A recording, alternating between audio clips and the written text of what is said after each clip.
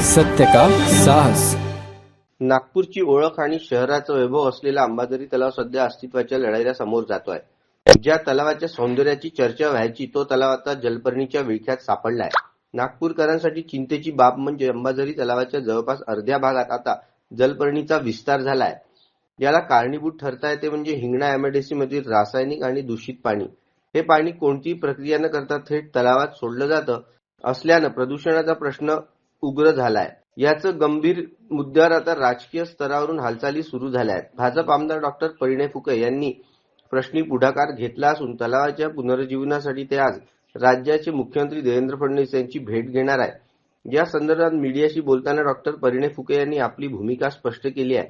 तलावाचं प्रदूषण रोखण्यासाठी ठोस उपाययोजनांची गरज असून सरकारकडून तातडीचा निधी आणि कृती आराखडा मिळावा अशी मागणी ते मुख्यमंत्र्यांकडे करणार आहेत। ज्यावेळेस फार कमी प्रमाणात होती 2021-22 मध्ये त्यावेळेस मी या संदर्भातलं पत्र महानगरपालिकेला दिलं होतं की तुम्ही ही जलपर्णी लवकरात लवकर याच्यावर उपाययोजना करा, लवकरात लवकर हे काढून घ्या।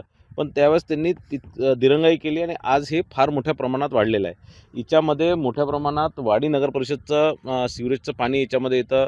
जवळपास 11 MLD पाणी रोजचं या तलावामध्ये सिवरेजचं येतं। त्यानंतर जवळपास 2 MLD पाणी हे MIDCचं जे दूषित पाणी आहे, जे केमिकलयुक्त पाणी आहे, सगळं डिटर्जंटयुक्त पाणी आहे, तेही मोठ्या प्रमाणात यामध्ये येत असतं आणि म्हणून इथे इतकं मोठं दूषित हे पाणी झालेलं आहे। यामध्ये 3 MLDचं ST प्लॅन्ट मी नगरसेवक असताना आम्ही इथे उभारलेलं होतं, पण तेही तितक्या मोठ्या चांगल्या प्रमाणात काम करत नसल्यामुळे आणि एक 11 MLDचंही आता त्याचं काम वाडी नगर परिषदेच्या माध्यमातून सुरू आहे।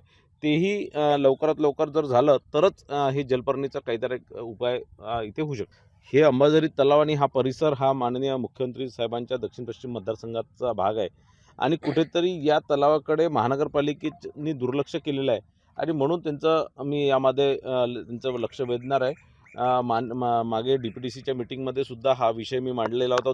दोन्ही DPDC मीटिंगमध्ये हा मुद्दा मांडलेला होता।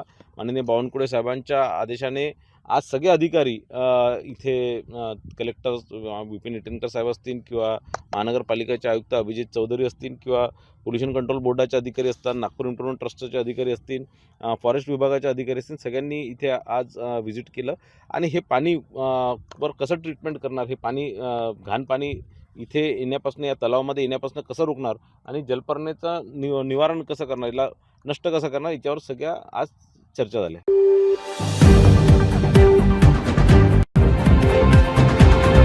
अब तक सत्य का साहस।